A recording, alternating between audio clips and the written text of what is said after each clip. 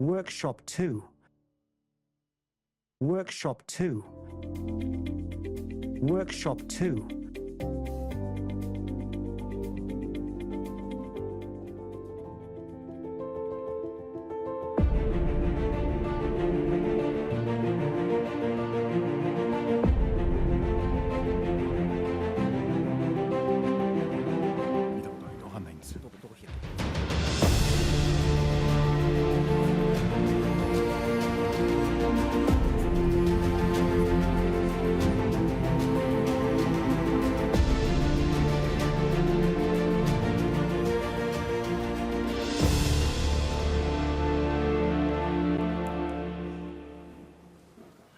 音全く聞こえないわ。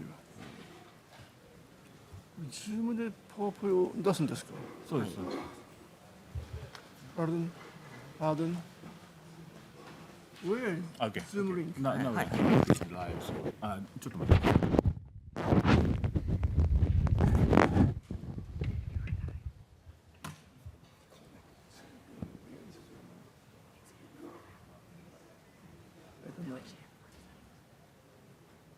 今立石さんからリンクもらってます。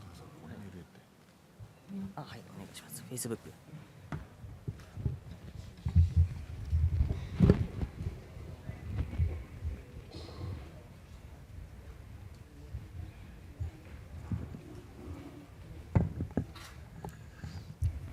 Everyone, I'm so sorry. Okay. あれ？違う。Connectivity is not good. So. Oh, see.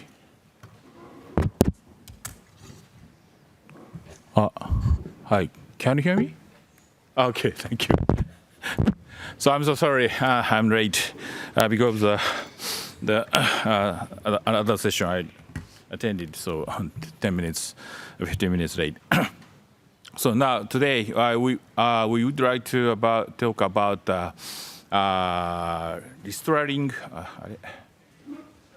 restoring internet and credibility and preserving the democracy. So as you know, that we have so many misinformation, disinformation. Before that, illegal information, harmful information. Can you hear me? Okay. My PC prevented it. Sorry. So, which I say. 来てない。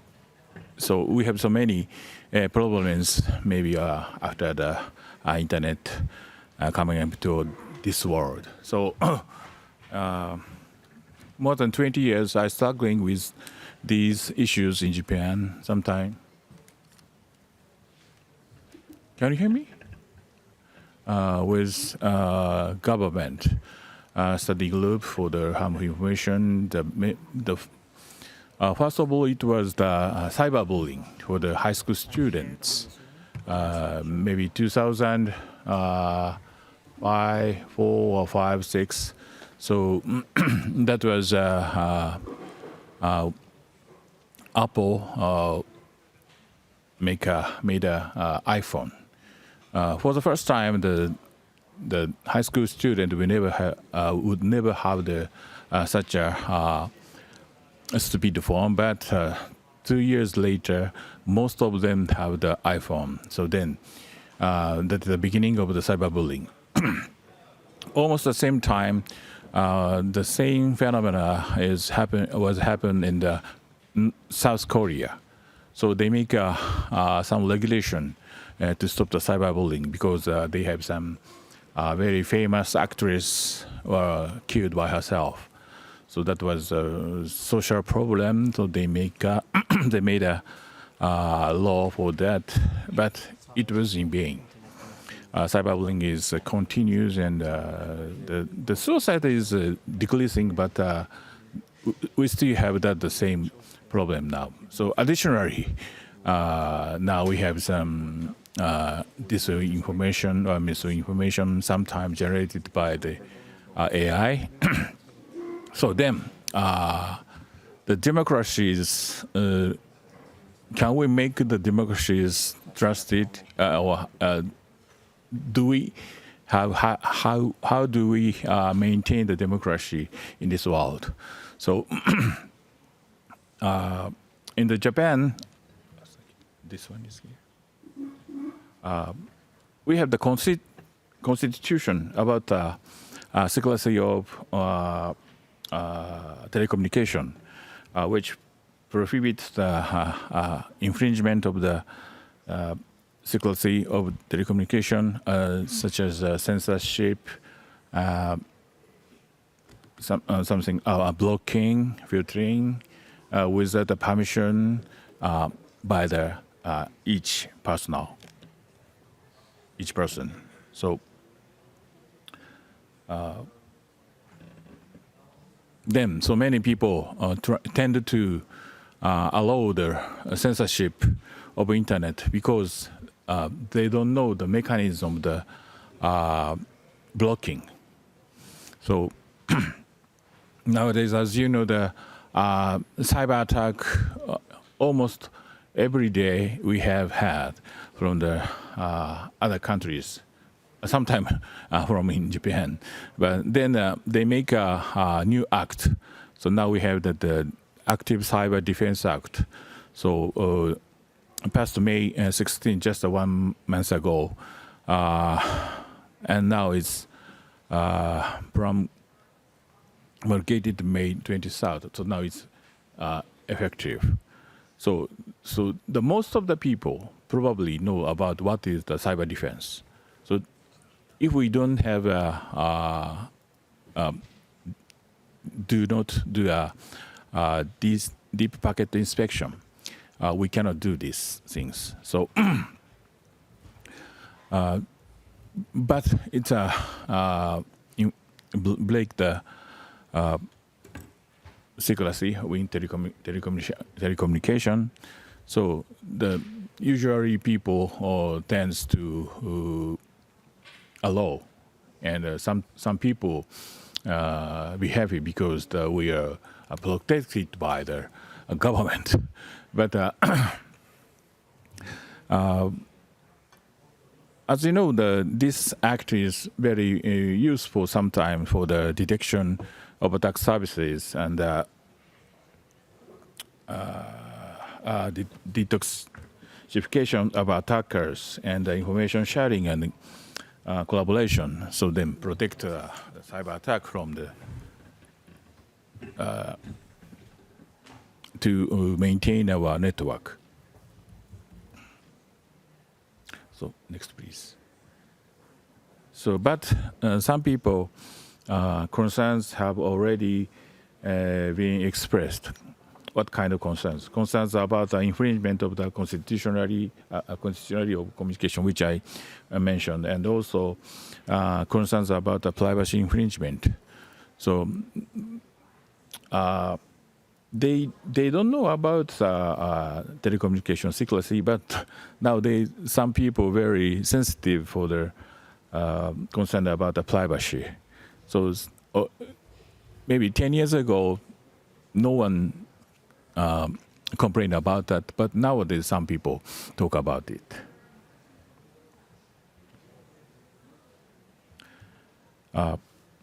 Then next, please.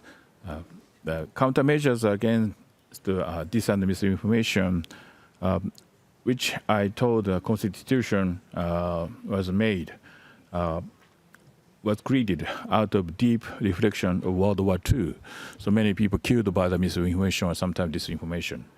And the violation of secrecy of communication is the threat of Japanese democracy. I think this is the most important thing in Japan nowadays.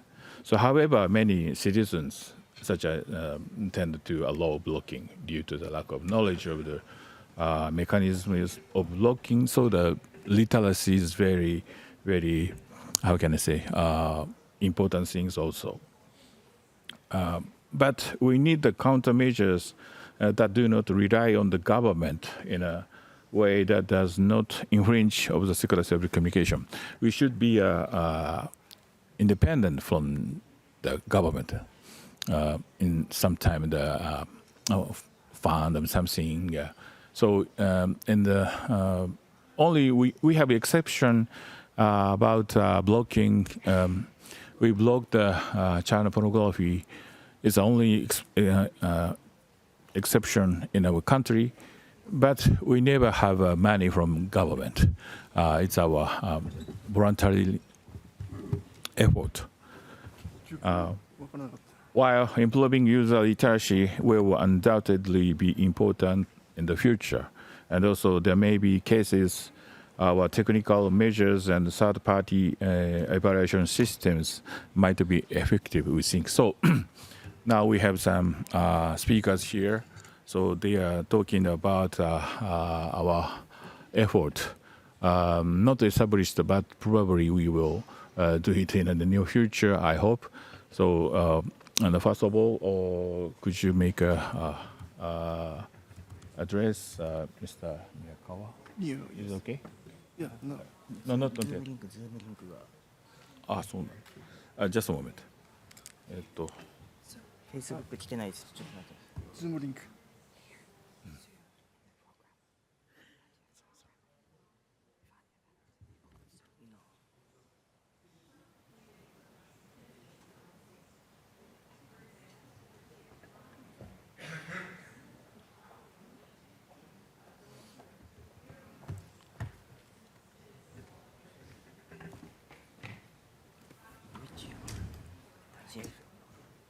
So sorry for the waiting.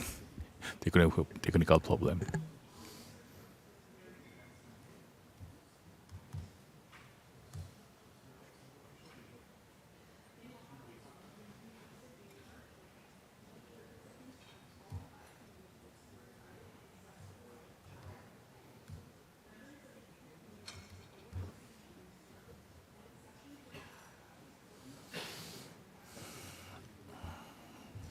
So by the way, then Adam, do you have something about which I opinion about?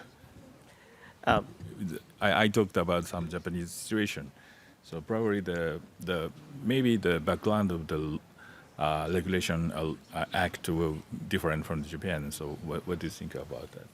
Yeah, while we're tackling that technical issue, I guess one of the things about the topic that you mentioned, it's always a balance between protecting citizens against cyber attack and also protecting privacy and so on. One of the things that I think is quite important is that who decides where that balance lies, and that is precisely, I guess, part of the topic today, which is the democratic process that actually leads into how we set that balance. But one of the interesting things, and as I was preparing to respond, is that the problem with disinformation campaigns affects democracy itself. So when you have a system where it by kind of tampering with the system of democracy and kind of skewing the voting process to achieve a certain results, then that democratic process is actually setting the balance for between privacy and security. We come into an issue of a kind of a dead loop, if you will, and that is something that I was going to expand a little bit more on, but I think they are ready for the next presentation. I'm ready. So then, そのまま喋って大丈夫です。Yeah, I'm ready. So then change the person. Next, Mr. Nakazawa, could you please? 資料が映るかどうか Just a moment.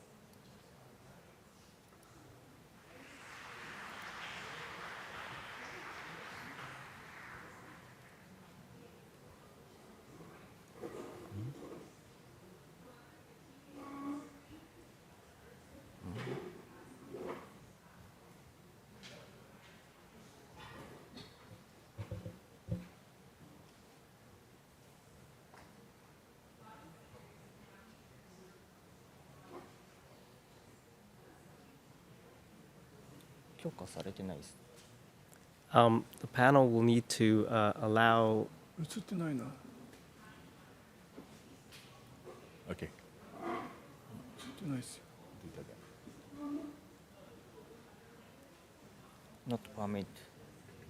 we'll need to allow sharing from. Sorry. Yuki Nakazawa.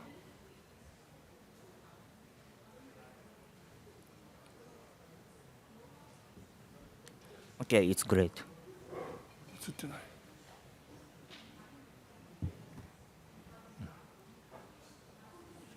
映ってないよ。こっち映ってない。他の人は見えてんの？ Okay. I am skipping Yuki Nakazawa. I am providing mainly domain registration services as a right descent company.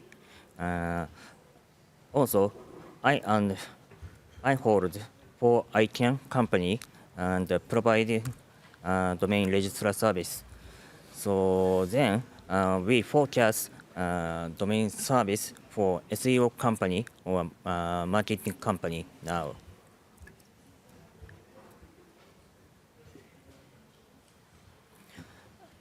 Here is my right profile. I related in service of especially SEO and recently 20 years. 私は入れないんで。長澤さんと映してもらいます。 Here is our domain service web page, Ultra Domain. Next. Here is our domain secondary market platform, reelsdomain.com. We are providing this service for SEO company too. And then I explain this information, for example, to use domain secondary market. First step, for example, domain was used by actual no problem user shop for shopping site. Then domain has expired and dropped. Afterwards, the person registered the domain and available to open the fake shopping site. Of course, user will not be receive any items.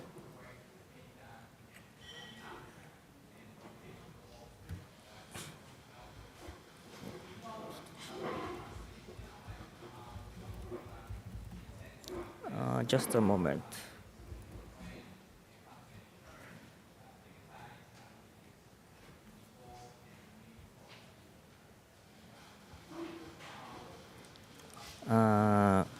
This slide is Hrefs analytics data in Singapore company. It is not difficult to get organic access to the domain secondary market.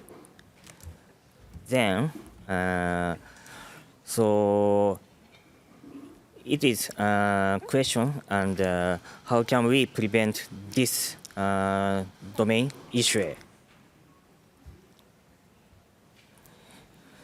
So next, I looked this ticket price recently 3 weeks. I reserved air ticket to go to Istanbul from Tokyo using Expedia. So I met this ticket price recently 3 weeks and maintain constant price. Then I bought air ticket updated upper price. This slide. So this one and this one updated prices. I bought my air ticket updated upper prices air ticket, but I did not feel good. However, I decided to use this schedule airline the ticket my same company director. So I did not able to change other flight. So next, I reserved air ticket. This slide. Okay. Thank you for listening my talk. Okay. Get finish. 宮川さん、please. じゃあ私のページ移して。待ってくれ。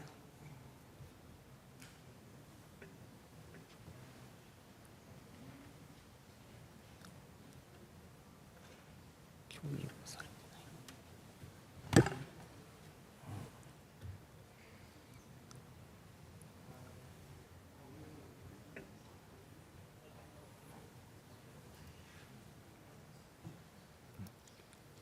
Okay, ready. My name is Dr. Masaaki Miyagawa from Japan. Can you hear me? Okay. This main subject is international internet information reliability. Next page, please.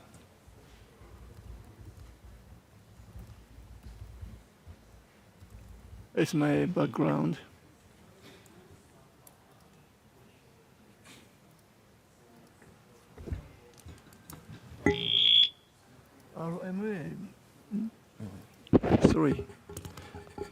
RMA provides support for laboratory accreditation, ISO IC 17025. Okay. Katana Performance Consulting is my company. I established in 2003 in New York, and a former graduate school professor. Next page, please. Can the internet sustain democracy? The proliferation of dark patterns in online e-commerce, phishing damage on the rise, leaked personal information continues, and widespread spam. Platform regulation alone is not enough. Limits of 入ってない。聞こえてます。聞こえてます。OK、聞こえてる。Limits of legislation and demerit. Misinformation and disinformation spread during emergencies such as an earthquake disaster. It's a matter of life and death. And the damage and social unrest caused by fake information and dark patterns will increase due to AI, I think. Next page, please. As a result, the lack of information democracy brings four losses or four risks. First, economic loss. Example, suffering damage from phishing site. And an organization that is doing business correctly is at a disadvantage. Honesty doesn't pay. Second, intellectual loss. Example, misjudgment due to incorrect information, and the lack of creativity due to asking too easily for answers. And in response to suspicious information, they are unable to critically address it and easily accept it, I think.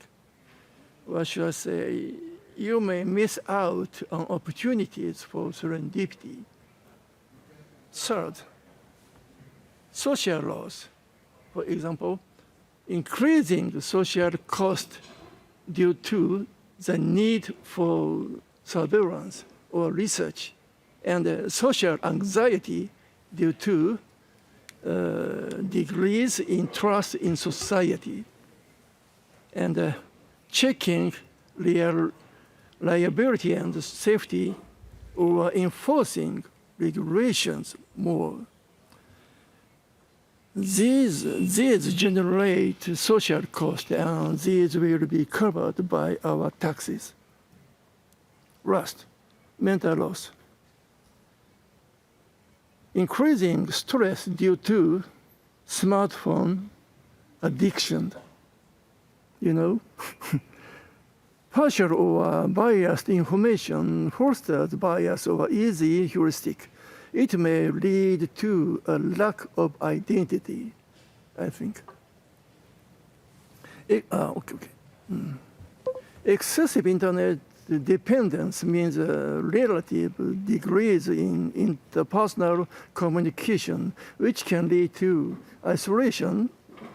In such situation or environments, it seems that one may unknowingly fall prey to malicious sites. Next page, please. Our organization is working on 3 measures and approaches. Next page, please. Okay. First, なんて書いてある? 3. Certification by NACIL. What is NACIL? In October 2022, OECD Digital Economy Papers showed 7 dark patterns, you know.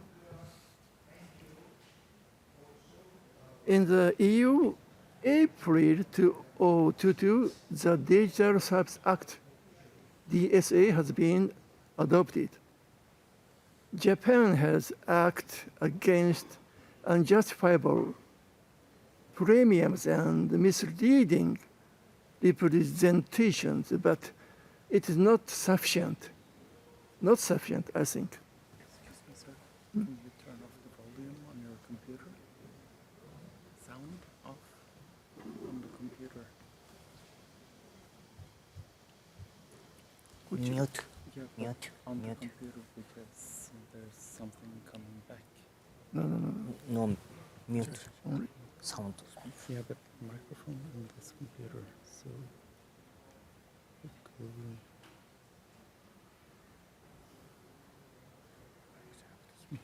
Sorry. Yeah, speaker. Speaker.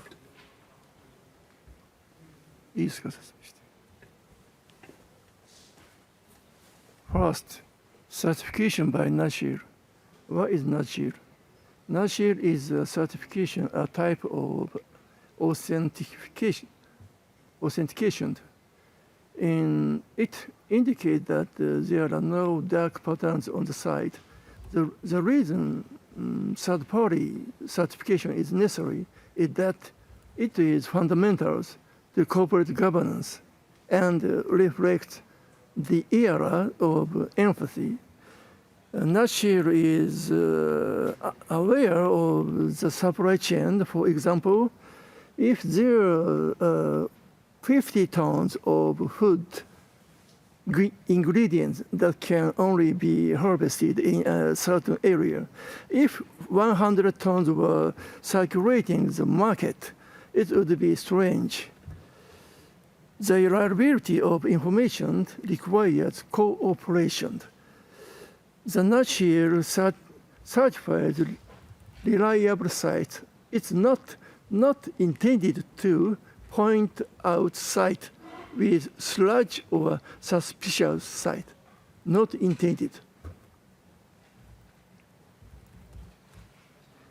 Second, education. Probably the target for education will be people involved with internet information. Therefore, it will range from elementary school students to the elderly like me.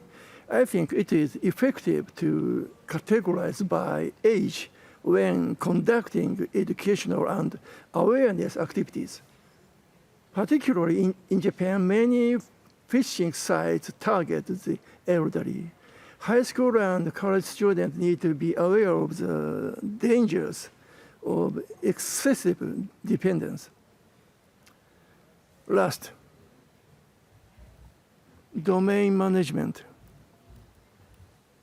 Suspicious website can be difficult to distinguish from legal ones just by looking at the subject or contents.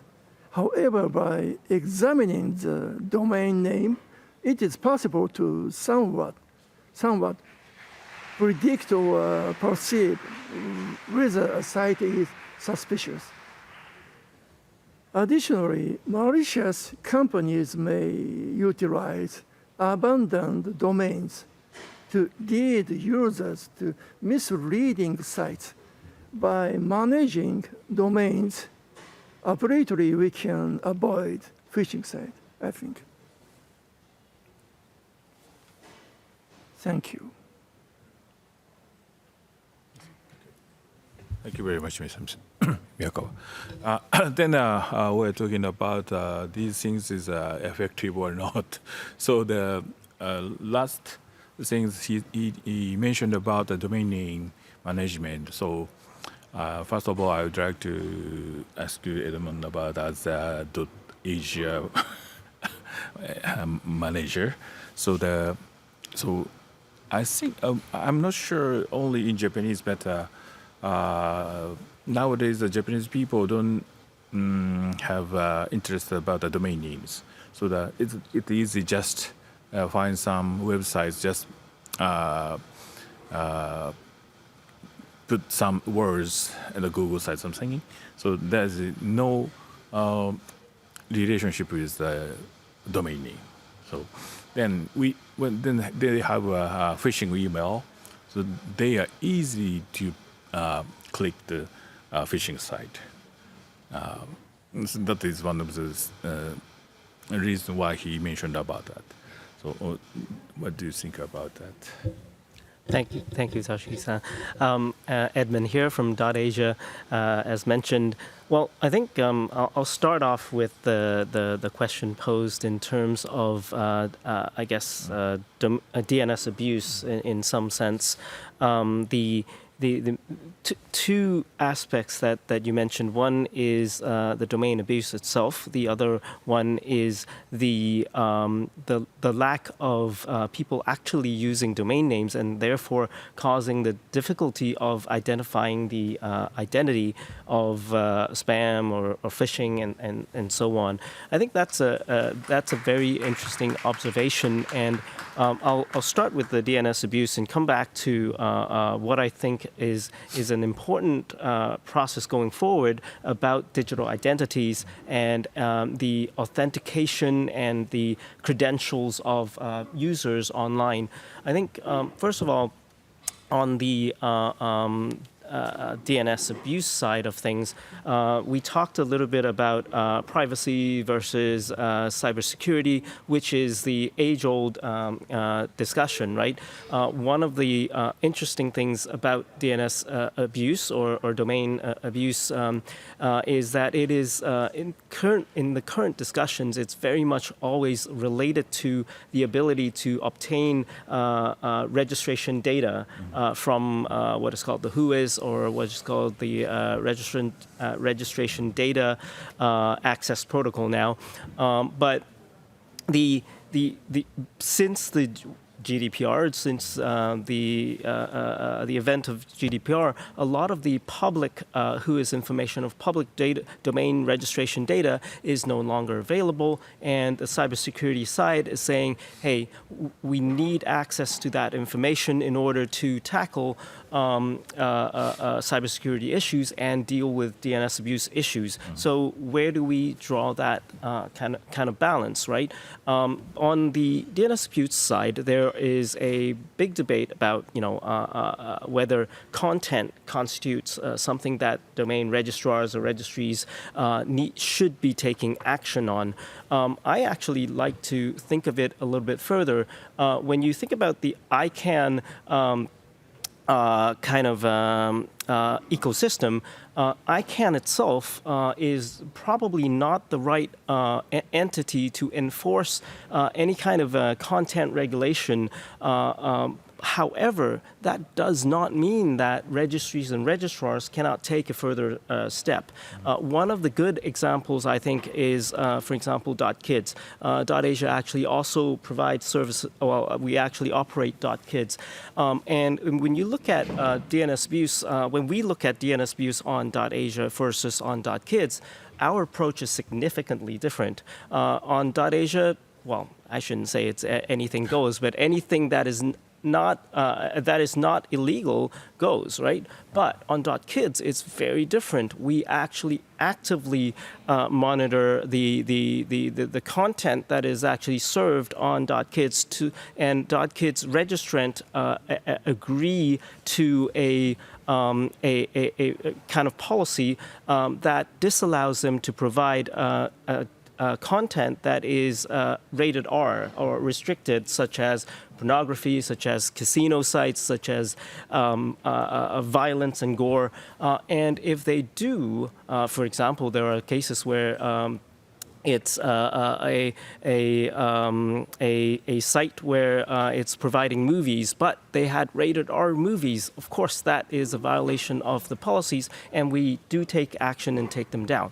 But here is the balance that I talked about earlier. When a domain, for example, let's say sex.kids is registered, but there's no content on it, that touches on the name itself, right? But sex.kids could completely be, a sex education for kids and so on. So where, in that case, we take a further look. Things like rape.kids, for example, we actually take action and preliminarily suspend it. But things like sex.kids is the test of where you balance between the freedom of expression and also protection. The balance here between .asia and .kids obviously then is very different. A sex.asia, we wouldn't even care about it. But a sex.kids, we would actually put a watch on it. And that is where we believe the balance needs to be, is not to, what I like to say, pre-crime something. When you go to pre-crime, then we definitely cross the line of the balance between protection on cybersecurity versus the other side. Now, moving to the discussion about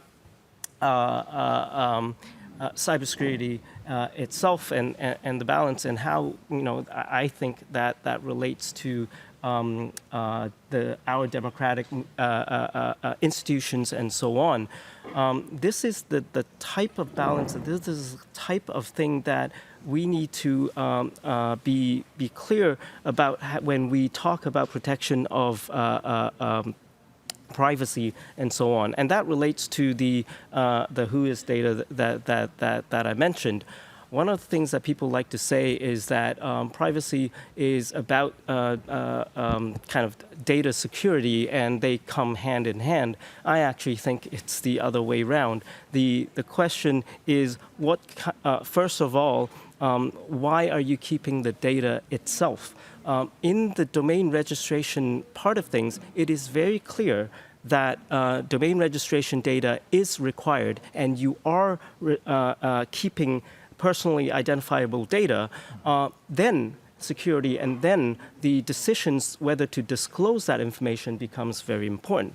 But then we move on to the platforms such as social media, and we touched a little bit upon disinformation and misinformation. There, the line is significantly different because there are certain data that you don't have to retain. Platforms that should not maintain. For example, even if you want to verify, for example, someone's age or verify certain credentials, once that verification is done, that data should be deleted, right? So if the data is not stored in the first place, then security is not an issue for privacy. Now, moving a little bit further to platforms and so on, then we talk about the content, and the content itself, of course, could be developed towards disinformation and spread on a particular platform, and therefore affecting election results as well. And that's the disinformation issue that we often talk about. On that particular front, I personally believe that one of the key aspects in terms of internet governance is looking at what we so-called digital sovereignty and data sovereignty. The issue there, though, is that too much attention is being placed on national digital sovereignty or national data localization. That is precisely the wrong thing to do, in my mind, because if you want to build a democracy, the data sovereignty that needs to be developed is personal data sovereignty. If laws and regimes protect personal digital sovereignty, which allows people's data to be owned by themselves, regardless of where the platform is, that is protection to the end user. That's protection to the citizen, not data localization or data national digital sovereignty, because that's where the part where you talked about people not using different domains and all jumping into Facebook or certain social media platform. That's where it's really important, because with personal digital sovereignty, people can move out of a particular platform.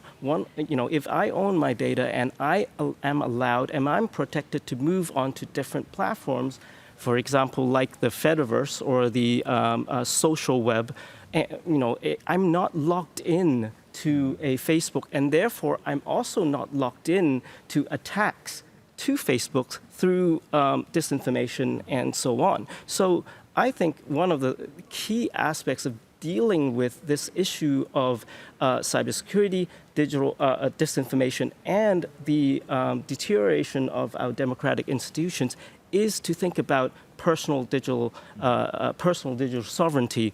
And with that, it also it builds what I call a digital resilience. We often talk about digital, cybersecurity and so on, but cybersecurity is never 100%.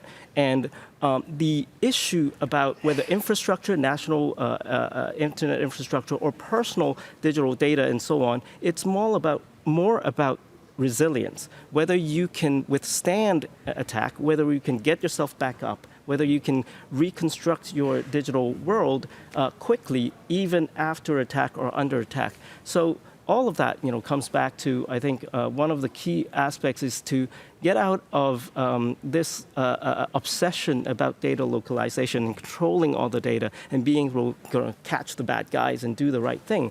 But on the reverse, to think about personal digital sovereignty, where users themselves are actually empowered to move their data around, and and protection of that actually strengthens, I believe, the democratic discourse in terms of the social media and also the internet in general. So, sorry, I think I jumped through many different areas, but it is a very broad topic that was brought along. Thank you very much.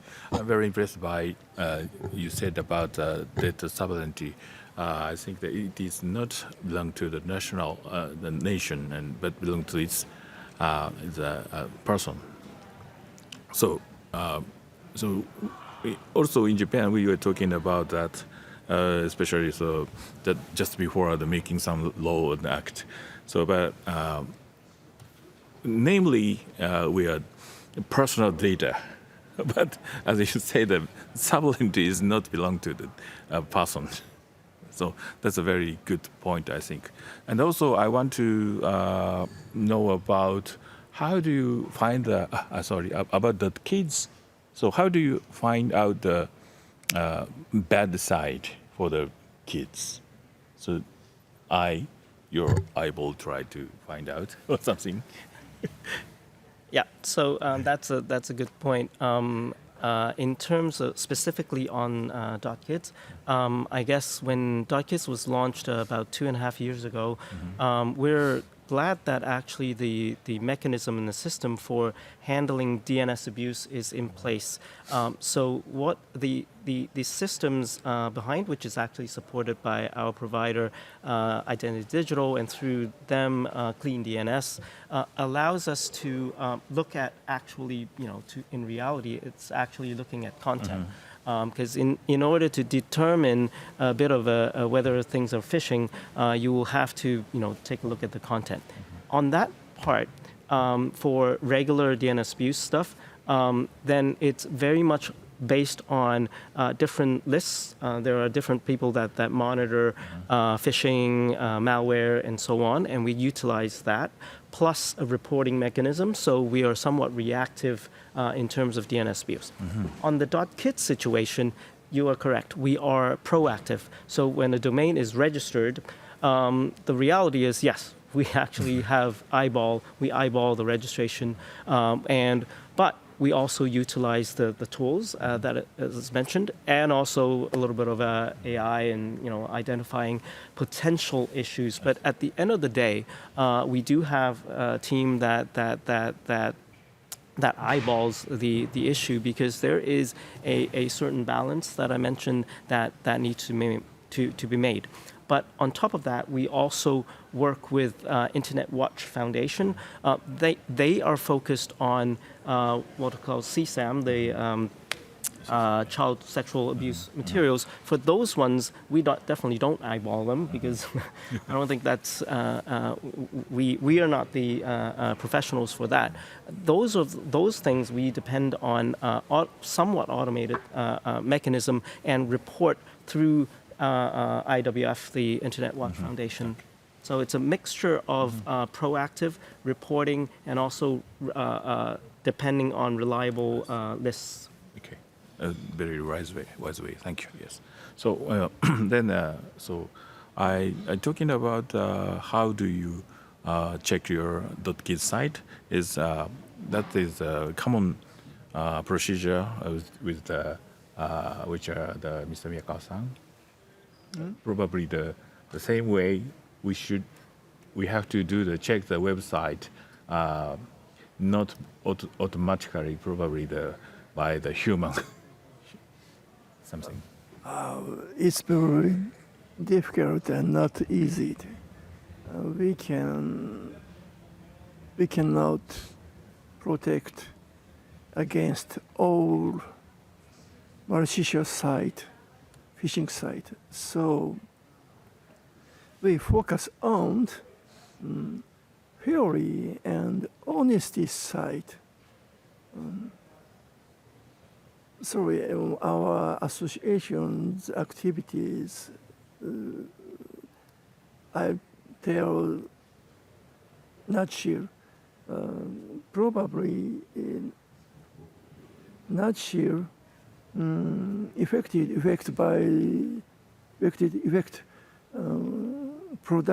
production of damage spread mainly to people who are said to be informationally disadvantaged people like me, and the protection, the promotion of those who conduct business fairly. So all phishing sites we cannot protect. So I'm sorry, but so focus on theory site. Just we can do now, right? Okay, thank you. So okay. I wanted to respond a little bit. One of the things when we started to think about .kits, we also thought about having kind of a seal, kind of having some sort of credentials to show that you are a proper .kits website. The challenge there, though, is that domains and hosting could be compromised.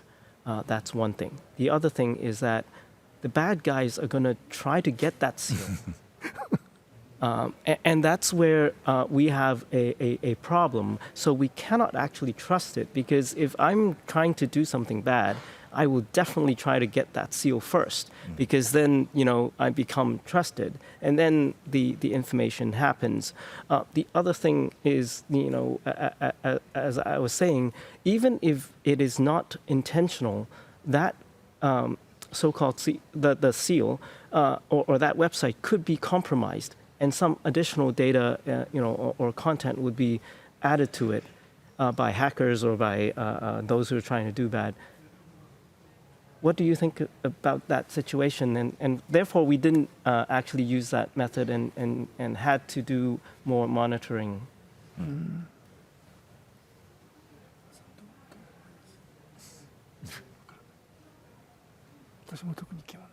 So they don't have but it is not launched, so we don't have a complete idea. But it's a very difficult problem. So then, extremely, we have to change the protocol. But it is not easy. So because as you mentioned about who is. So maybe more than 20 years we're talking about who is in the ICANN meeting. So the new next protocol, I don't remember the name, but RDAP. yes, but still it is not effective now. So that's a very good hard problem, I think. So but only 2 minutes left. So if you someone have a question or opinion, please raise your hand or coming up to the microphone. Okay. So then, last 1:40. So do you have something? Especially education is very important.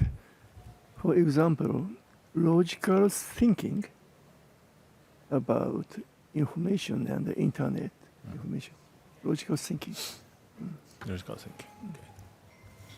I think. How about Nakoto?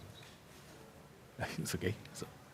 So then, would you 1 minute? Sure. So I guess I'll close on, in terms of the topic today. To me, I think the focus a lot of times on national digital sovereignty is really misplaced. If we really want to protect our citizens, we need to give them the personal digital sovereignty, and that is a foundation of addressing some of the attacks on our democratic institutions and democratic systems, because without that, the disinformation is going to hurt. Just a few percentage in the voting process could affect, the results of the election, and those targeted disinformation campaigns is doing that, and by creating a regime that allows for personal digital sovereignty, which allows me to jump out of Facebook and still be connected in the social web, I think that is the future that I think we need to see. Thank you very much. So I hope that the AI will never get the domain name. So yeah, now just as time and thank you very much, and please place to our panelists. Thank you so much. Thank you.